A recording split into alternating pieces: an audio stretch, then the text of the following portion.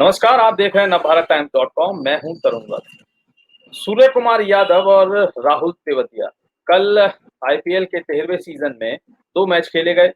एक मैच में सूर्य कुमार यादव छा गए तो दूसरे मैच में राजस्थान रॉयल्स के राहुल तेवतिया।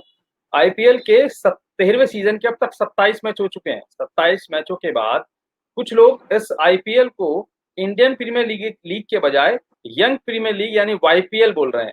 इस बारे में ज़्यादा जानकारी के लिए, ज़्यादा चर्चा के लिए मेरे साथ हैं मेरे सहयोगी और नवभारत टाइम्स खेल के संपादक संजीव कुमार जी। संजीव जी, बहुत-बहुत स्वागत है आपका। नमस्कार। तो संजीव जी, राहुल तेवतिया और सूर्य कुमार यादव के बीच एक कंपैरिजन शुरू हो चुका है। एक ऑलराउंडर है, दूसरा निहायती बल्लेबाज। एक खेलता है मुंबई से और दूसरा रहने वाला है हरियाणा सीही का। तो आपको भी क्या लगता है, क्या जैसे कुछ खिलाड़ियों को आईपीएल के बाद अच्छे प्रदर्शन के बाद आईपीएल में अच्छे प्रदर्शन के बाद मौका मिला है टीम इंडिया से, तो आपको क्या लगता है, क्या सूर्य कुमार यादव पर या राहुल तेवतिया पर ये कृपा बरस सकती है? देखिए, इस साल की शुरुआत में तब ये कोविड का असर उतना नहीं था और ऐसा लग नहीं रहा था कि इस तरह का लॉकडाउन होगा। तब हमारी बातचीत हुई थी रवि शास्त्री से। तो रवि शास्त्री से मैंने ये सवाल पूछा था कि इस साल जो वर्ल्ड टी20 है, वर्ल्ड कप है टी20 का, उसमें क्या आपकी टीम सेटल है या फिर नए और लड़कों को मौके मिलेंगे। तो उनका यही कहना था कि अब इस साल ही, अगर ये कोरोना नहीं होता तो शेड्यूल्ड था इस साल ही ये इसी अक्टूबर नवंबर में वर्ल्ड कप, तो जो कि अगले साल के लिए टल गया है। कहना था रवि शास्त्री का कि आईपीएल का हम इंतजार करेंगे और आईपीएल में बहुत सारे ऐसे टैलेंट होंगे जो हमें मजबूर कर देंगे, जिनको हम मौका देना चाहेंगे। अभी हम नहीं कह सकते कि हमारी जो टीम है 15 जो जो जाएगी वो तय है। इसमें बहुत सारे खिलाड़ियों को मौके मिलेंगे। तो ये मुझे लग रहा है कि अब ये वर्ल्ड कप जो है ये अगले साल है और अगले साल भी मुझे लग रहा है अगर सब कुछ ठीक रहा, हाँ, तो आईपीएल जो है अगले साल एक बार फिर से मार्च अप्रैल में होगा और उसके बाद अक्टूबर नवंबर में टीम उससे पहले तय होगी। तो तब तक मुझे लग रहा है कि इनको कंसिस्टेंटली परफॉर्म करना होगा। अभी इमीडिएटली जो टी20 के कोई मुकाबले हैं, अभी तो कोई इस तरह का बहुत बड़ी सीरीज नहीं नजर आ रही है। ऑस्ट्रेलिया जरूर जाना है भारत को, उसमें एक आधी नए प्लेयर को हो सकता है मौका मिले। लेकिन इन खिलाड़ियों का जिनका आपने नाम लिया, राहुल तेवतिया हो या सूर्य कुमार यादव हो, ये डोमेस्टिक क्रिकेट में लंबे समय से खेल रहे हैं। सूर्य कुमार यादव अगर क्रिकेट और खेल के लिहाज से कहे तो उतने यंग भी नहीं है, 30 साल उनकी उम्र हो गई है जी। और तेवतिया 27-28 साल के हैं, तो एकदम से ये यंग भी नहीं है। सूर्य कुमार यादव के बारे में खासतौर पर कहना चाहूंगा कि सूर्य कुमार यादव डोमेस्टिक क्रिकेट में लंबे समय से है और पिछले 10 वर्षों से वो फर्स्ट क्लास क्रिकेट खेल रहे हैं। 10-11 वर्षों से, जब 18-19 साल के थे, अब वो 30 के हैं। और अगर उनका रिकॉर्ड देखें तो बहुत ही बढ़िया है फर्स्ट क्लास क्रिकेट में, लिस्ट ए क्रिकेट में, टी20 क्रिकेट में स्ट्राइक रेट जिस खिलाड़ी का 140 प्लस हो, जिसने 32 के एवरेज से रन बनाए हो, जिसके नाम 17-18 हाफ सेंचुरीज हो, तो उसके टैलेंट के बारे में समझा जा सकता है। तो अब Surya Kumar Yadav as a batsman और Rahul Tewatia as a all rounder एक ऑप्शन तो जरूर है। और अक्सर कहा जाता है कि एक फिनिशर अच्छा हो, इंडियन टीम को चाहिए फिनिशर्स की जरूरत पड़ेगी आने वाले दिनों में, क्योंकि बहुत दिनों तक धोनी इस रोल को अदा करते रहे, फिर दूसरे खिलाड़ियों को भी मौका मिला। अगर ये कंसिस्टेंटली एक दो प्रदर्शन पर नहीं, लगातार अब अच्छा खेलते रहे तो इन दोनों की उम्मीदें तो बंधेगी और संभव है कि इन्हें किसी न किसी सीरीज में मौका मिले। बट मैं फिर से कहना चाहूंगा कि इन दोनों को सिर्फ यही 1 2 3 परफॉर्मेंस के बूते नहीं, इन्हें और भी कुछ अच्छे प्रदर्शन करने की जरूरत होगी। जैसे कि संजीव जी आपने बताया कि फर्स्ट क्लास क्रिकेट में दोनों का प्रदर्शन जो है वो खासा अच्छा है। सूर्य कुमार यादव के पास काफ़ी अनुभव है। सूर्य कुमार यादव की उम्र जो है वो भी 30 के आस-पास है और राहुल तेवतिया जो हरियाणा के रहने वाले हैं, उन्होंने अभी तक 7 ही फर्स्ट क्लास मैच खेले हैं। उम्र उनकी 27 हो चुकी है। लेकिन दोनों के जो प्रदर्शन है, दोनों का जो क्योंकि क्या है कि टीम इंडिया में जैसे आप हार्दिक पांड्या की बात करें, जसप्रीत बुमराह की बात करें या युजवेंद्र चहल की बात करें, ये सभी लोग आईपीएल में दमदार प्रदर्शन करने के बाद इन पर लोगों की नज़रें टिकी, टीम मैनेजमेंट ने भी सोचा। तो क्या आपको लगता है कि राहुल तेवतिया या सूर्य कुमार यादव या कोई भी और खिलाड़ी, यशस्वी जायसवाल, हालाँकि वो तो बहुत युवा हैं और भी जो युवा खिलाड़ी हैं, क्या वो हकीकत में इस तरह का लाजवाब प्रदर्शन करने के बाद क्या टीम मैनेजमेंट उनके बारे में सोच सकता है? क्योंकि सूर्य कुमार यादव के बारे में अगर कहा जाए तो उनकी उम्र भी है, मुंबई जैसी बड़ी टीम से खेलते हैं, लेकिन अभी तक एक भी इंटरनेशनल क्रिकेट मतलब डेब्यू नहीं कर सके इंटरनेशनल क्रिकेट में। तो क्या आपको लगता है कि आईपीएल में दमदार प्रदर्शन टीम मैनेजमेंट को उन पर सोचने के बारे में, विचार करने के बारे में कुछ जो है प्रेशर करेगा? देखिए, बिल्कुल करेगा क्योंकि सूर्य कुमार यादव के बारे में कई सारे एक्सपर्ट जो कि अब वो इंटरनेशनल क्रिकेट से रिटायरमेंट लेने के बाद या तो कमेंट्री करते हैं, कॉलम लिखते हैं, वो कई जगहों पे, कई मंचों पे कह कह चुके हैं कि इतने टैलेंटेड खिलाड़ी को कम से कम अब तो मौका मिलना चाहिए क्योंकि उन्होंने कई सीजन में बहुत सारे रन किए हैं, सेंचुरी बनाई है, डबल सेंचुरी बनाई है और अपनी टीम को जिताया है, हर एक फॉर्मेट में अपने आप को साबित किया है। तो मुझे लगता है कि Surya Kumar Yadav as a batsman और राहुल तेवतिया डोमेस्टिक क्रिकेट में बहुत ज्यादा उनके मैच नहीं है, फिर भी जिस तरह से वो लगातार इम्प्रेस कर रहे हैं एज अ ऑलराउंडर, उन पर भरोसा किया जा सकता है और उनके नाम पर विचार किया जा सकता है। और जैसा मैंने कहा, रवि शास्त्री जो कि टीम इंडिया के हेड कोच है, उन्होंने खुद ही मुझसे कहा था कि हम इन कुछ खिलाड़ियों को मौका जरूर देंगे आईपीएल के प्रदर्शन के आधार पर। तो ये वो उस संदर्भ में बात कर रहे थे कि वर्ल्ड कप जो होने वाला है, जो कि अब अगले साल के लिए टल गया है, उसके बारे में वो बातचीत कर रहे थे। तो अगर ये खिलाड़ी ये एक दो प्रदर्शन के बूते अगर आना चाहेंगे तो थोड़ा मुश्किल है मुझे लग रहा है, लेकिन और इसी तरह के उनके प्रदर्शन उनका जारी रहा तो मुझे लग रहा है कि इनके एक पूल बनाएंगे। पहले तो कोई भी वर्ल्ड कप हो, बड़ी सीरीज हो, तो कुछ खिलाड़ियों का पूल बनाएंगे। ऐसे भी संकेत हैं कि ऑस्ट्रेलिया जाए या और कहीं बाहर जाए। तो इस दौर में ज्यादा खिलाड़ी लेके हर एक टीम जाती है, ट्रेवल करती है कि कोरोना के चलते, तो 15 के बजाय अगर 20 या 22 खिलाड़ी लेके बाहर जाते हैं तो उस पूल में ये खिलाड़ी हो सकता है शामिल हो।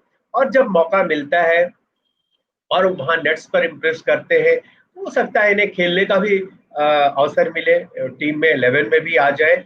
लेकिन फिर मैं कहना चाहूंगा कि इनको कंसिस्टेंटली लगातार अच्छा खेलना होगा। और ये सही है कि आईपीएल एक ऐसा प्लेटफॉर्म है जहां से कई खिलाड़ियों की वापसी हुई। एक नाम मुझे याद है, अमित मिश्रा जी।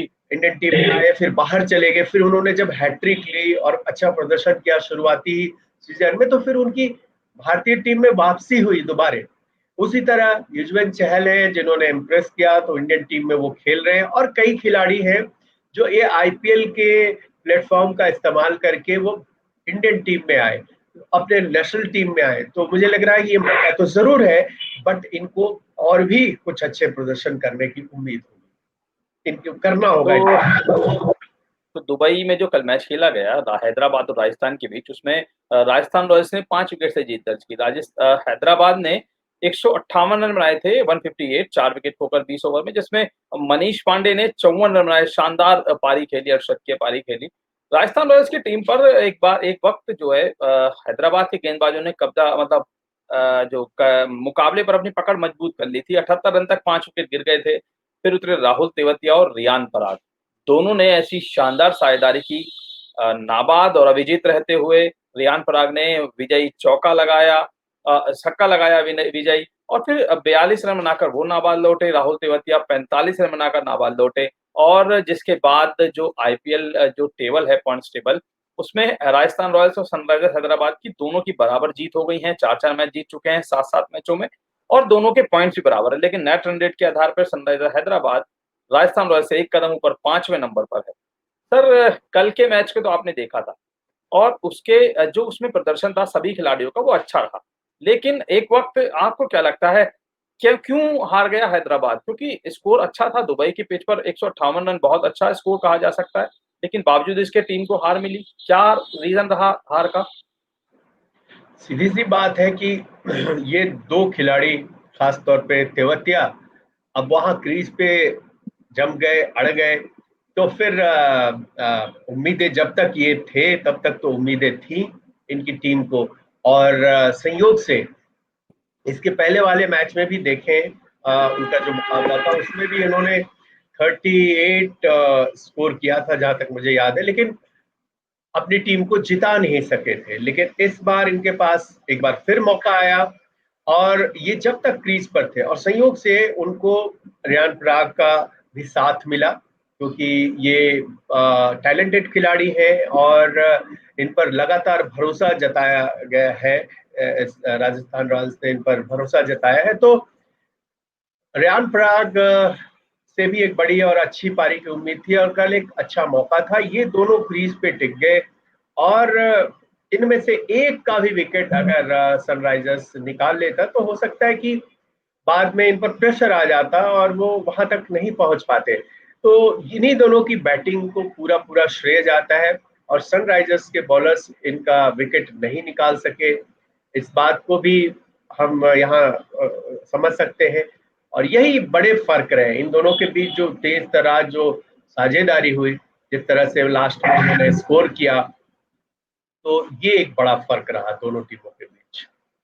कल अबू धाबी के शेख जायद स्टेडियम में दूसरा डबल हेडर का मैच खेला गया था, जिसमें दिल्ली कैपिटल्स को मुंबई इंडियंस से हार मिली। दिल्ली की ये दूसरी हार है सीजन में। कल शिखर धवन चले, 69 रन बनाए, 69 रन नाबाद, फिर भी उनकी टीम हार गई।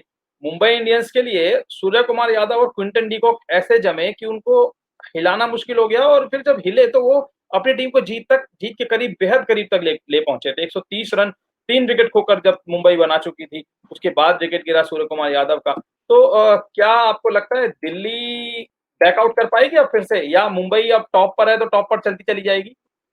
पॉइंट्स दोनों के बराबर देखिए, हैं। दिल्ली की टीम ने तो इस बार बहुत इम्प्रेस किया है। पिछले सीजन में भी वो तीसरी पोजीशन पर रहे थे। तो ऐसी उम्मीद तो हम कर सकते हैं कि दिल्ली की टीम में वो क्षमता है कि वो आगे आए, क्योंकि दिल्ली की टीम से एक कल देखे तो ऋषभ पंत है, शिमरॉन हेटमेयर है, जो लगातार खेल रहे थे, वो इस मैच में उपलब्ध नहीं थे। उसका भी एक असर पड़ता है, जो प्लेयर लगातार खेल रहा हो और अच्छा खेल रहा हो और वो बाहर चला जाए, तो फिर इसका असर पड़ता है। अजिंक्य रहाणे आए थे, एलेक्स कैरी आए थे, तो ये अचानक से आके और एक एक रिदम पकड़ना, एक लय पकड़ना हर प्लेयर के लिए आसान नहीं होता। अगर आप देखें तो अजिंक्य रहाणे जिस तरह के खिलाड़ी रहे हैं, जन ओपनर भी बहुत अच्छा प्रदर्शन करते रहे हैं, 15 गेंदों पर 15 रन बनाए। और इसी तरह एलेक्स कैरी को बहुत मौका कम मिला, लास्ट में आए, उन्होंने जरूर कुछ 12-14 रन बनाए।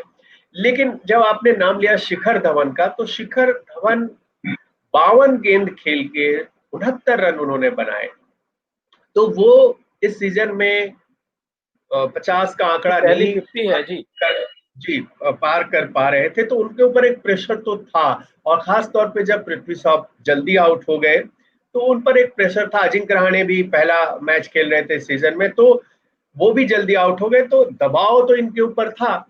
उनसे उम्मीदें थी कि बड़ी पारी खेलेंगे, और उन्होंने ये पारी खेली भी। लेकिन अगर आप देखें 52 गेंद खेल के, अगर आप 52 गेंद तक क्रीज पर रहते हैं और आपके खाते में अगर 80-85 रन ना हो, तो कहीं ना कहीं वो 10-12 रन की कमी रह गई, जिस वजह से भी इस टीम को हार मिली। एक समय ऐसा लग रहा था, और तमाम एक्सपर्ट्स जो बात कर रहे थे उस समय, यही सोचा जा रहा था कि 175 का स्कोर बनना चाहिए। लेकिन उनकी भी मजबूरी थी। आपने अगर देखा होगा तो वो बड़े शॉट्स खेलने की कोशिश कर रहे थे, लेकिन गेंद बहुत रुक कर आ रही थी, ऐसा नहीं था कि, और कई बार नीचे भी रह रही थी। ऐसे में शॉट खेलना इतना आसान नहीं था, आपको वहां पर निगाहें जमानी थी और उसके बाद शॉट खेलना था, तो उससे स्ट्रगल कर रहे थे। और बैक ऑफ द माइंड में ये प्रेशर तो रहता ही है कि आपको एक अच्छा स्कोर करना, अभी तक आपने बहुत कुछ किया नहीं है। इस वजह से भी उनकी पारी कंपैरेटिवली थोड़ी-सी धीमी कही जाएगी। अगर वो यही 69 रन के बजाय 80 प्लस रन रहते, तो हो सकता है 10-12 रन और अगर जुड़ते उनके खाते में, टीम के खाते में, तो ये प्रेशर बनता मुंबई इंडियंस का। तो वही हुआ, कहीं न कहीं 10-12 रन कम रह गए। तो वो 10-12 रन जो थे वो दिल्ली को भारी पड़ गए, मुंबई इंडियंस ने मैच जीत लिया। आज आमने-सामने होंगे विराट कोहली और दिनेश कार्तिक। शारजाह में मुकाबला होगा। इस मुकाबले के आप लाइव अपडेट्स, लाइव कमेंट्री और लाइव स्कोर कार्ड अब navbharattimes.com पर देख पढ़ सकते हैं। तब तक के लिए धन्यवाद। आप ज़रूर जुड़िए और संजीव जी आपका बहुत-बहुत शुक्रिया, आपने वक़्त दिया हम